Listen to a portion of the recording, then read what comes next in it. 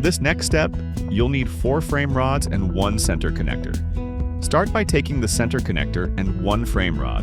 Position the connector so that the long side aligns with the long side of your inverter case, and make sure it's facing upward in the correct orientation.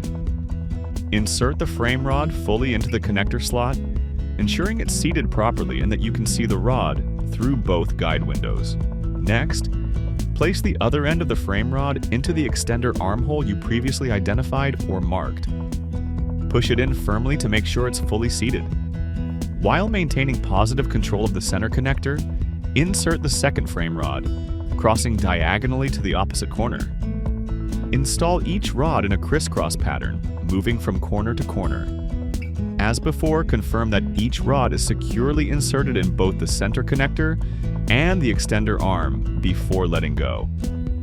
Always keep firm control of the center connector throughout the process to prevent any whipping motion. Once all 4 frame rods are installed, double-check your measurements.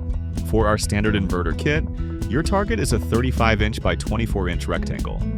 For our XL inverter kit, aim for a base perimeter of 42 inches by 28 inches.